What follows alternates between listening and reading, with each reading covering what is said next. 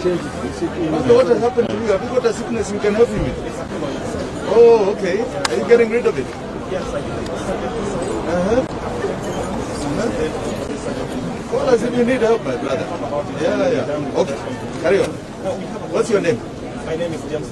James. Correspondent for Citizen TV. Nice to meet you, James. Yes, pleasure. Now we are here for a function today to come to meet the elders from the Luo community. How do you feel? What is your take on this? I feel very, very honored, first and foremost, to be here in Homabay. I was invited by the Wazee to make me an elder, and I gracefully and honorably accepted, because this is a great honor. I am very excited. I have not come here as an ODM function. As you know, I'm in ODM. Nimekuja wazee wanishike kabisa, wamkuwe kama leader. Wow, an elder. I am a Kikuyu elder. I have been graced by the community of Kikuyus to be made an elder, and today I'm being made a Luo elder. So I'm very, very honored.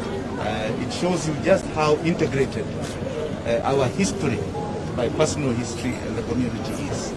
So I'm very honored to be here, and I have graciously accepted this. I want to further say that this unity and this togetherness that you are seeing today tells you how integrated I personally am to the community here. And that this is a time when we must be very clear about the future of this nation. The future of this nation is going to be determined August 9th, 2022. And that is 60 years since independence. At independence, we had the union of the two communities that brought about our independence as a country. And it made this country great. It gave us a solid foundation. We are now at that turning point. And I'm asking my brothers and my sisters of the Luo community that I am your sure bet. Yangu si kubahatisha, yangu ni sure bet. And I want to do so in ODM, not in any other unit or party, in ODM. And I want them to hold me as their brother, as their father, as their leader. Because we are so integrated. Personally, just 5 years ago, I was very clear. I took a stand even against my own Mount Kenya candidate to support the ideals that the community here and the leadership here espoused. Now is the time to say we are now at a new era, because going forward we are talking about a challenge that has never been seen. It's now a very new world. And we are the ones, and I can say specifically, I am best placed to take not only this nation, but this community into the promised land that was promised by our forefathers at independence. You have been told as a Luo elder at the time that your relationship with the Muslim leader, you have some friction, democratic and whichever way. What is your relationship with Honorable Raila Odinga? Raila Odinga is my friend. A long-time friend. We have been friends since 1991, which tells you how long. And I can tell you we have been there for each other. That's what friendship is. You are there for each other. But right now we are talking about the destiny of Kenya. And I can tell you there is true danger ahead. If we get this time wrong, we are going to be in a problem for the next another 10 years. If not longer. In fact, my own personal view is another 30 years. This is a time we cannot gamble with the future of this nation. We're in such a bad state as a country, not only economically, morally, socially. We are in such a bad state that we now must focus on who can best bring the new change that is required. And I believe I'm better placed. My friend Raila Odinga, to me, and this is history, is a hero of the second liberation. He suffered greatly so we can have the right to speak as I'm speaking to you today. With the policeman watching there and saluting, knowing that we are honoring our human rights. He is a hero of our human rights, second liberation. I am a hero of the next period. And that is where I must be placed. long time ago, we had a great man called Jaramogi Oginga Odinga. And he was a hero of the first liberation. And he came from the community here. He tried to transfer that into the second liberation. And when he stood in the first multi-party election of 1992, he was number 4. It is very difficult to transfer from one liberation to another. So my advice to my good friend Raila Odinga is the following, and I say so. He has made his history, and it's a great history. He's now heading to 80 years old. This is a time to consolidate the history you have had, not to make a new legacy. New legacy is held by those you transfer to, those you hand over to. Because everybody, we are transiting this world. You transit leadership, and that is where we come in. Transit to us, we are the generation, we have the mind, we have the will, we have the capacity to make sure that whatever has been established and succeeded in being done up to date is going forward, becomes dynamic. But I want to add one more thing. One more thing. And I said it on TV the other day. 60 years we've had independence. But 60 years has been a rigged system against nearly every Kenyan. People decide our destiny somewhere. And from when you are born to when you die, it is rigged against you. I know. I am there. I have been there. I'm not one of the riggers, but I have seen it. This is a time now that every Kenyan needs to be liberated. And we cannot continue the old order. We cannot continue to transfer people of the old order. It's now a time for a new resurgence. And that new resurgence starts with me. I will open the door, but it really will be taken over by the younger people of this country. Do you believe in Azimio along with you? No, I don't. I do not at all. The tragedy of Azimio is even you can see it in the colors. Azimio is blue and red. I don't see the orange. I don't see the orange.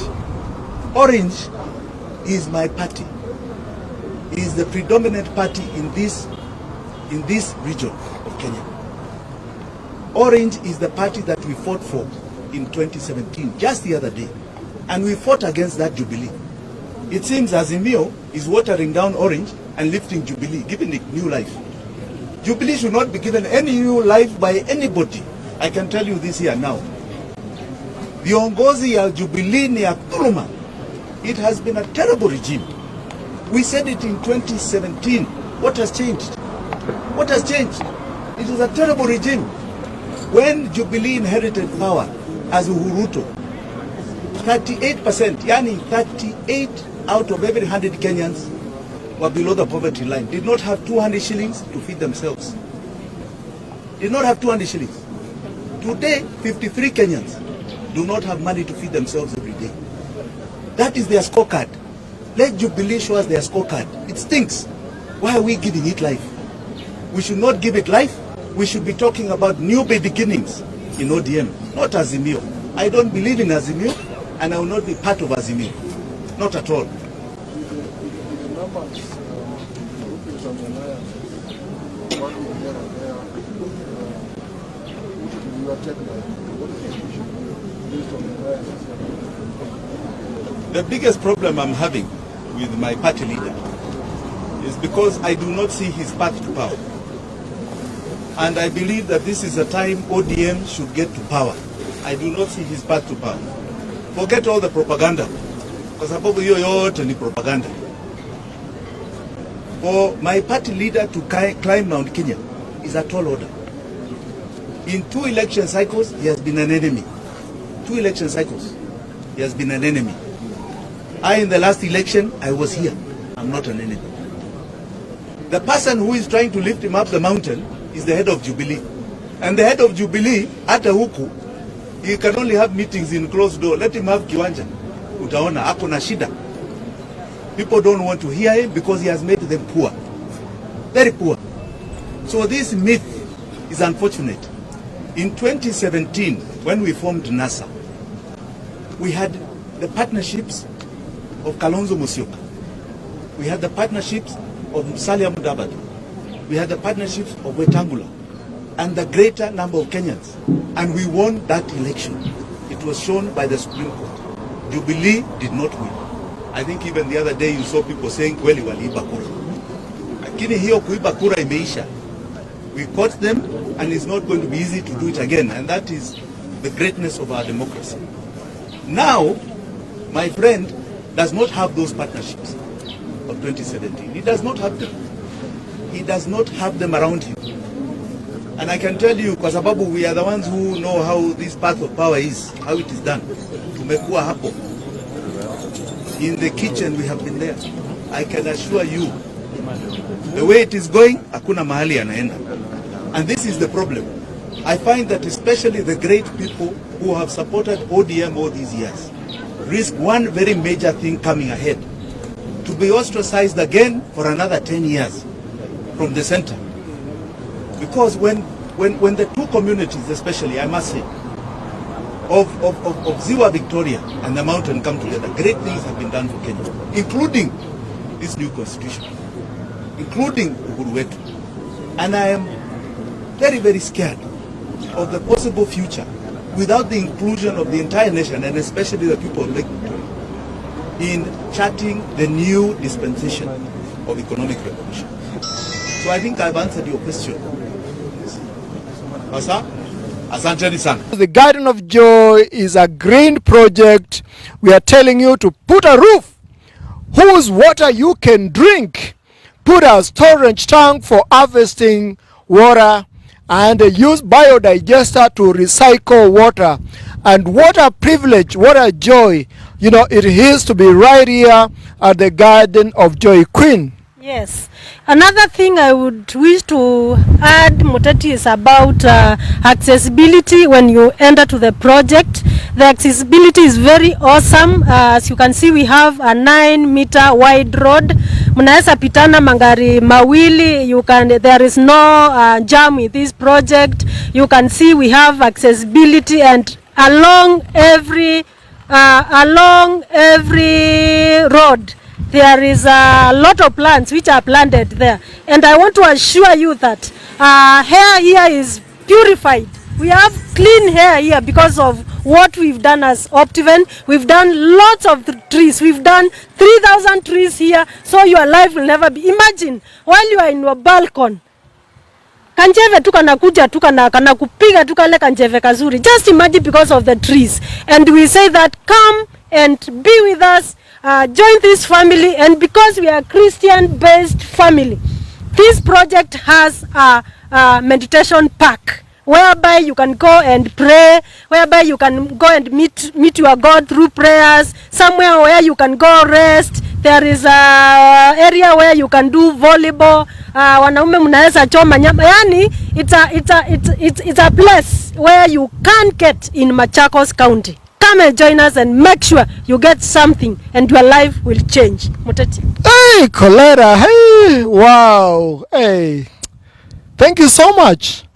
And I can see people, they want to commit to this project. Please give them your number.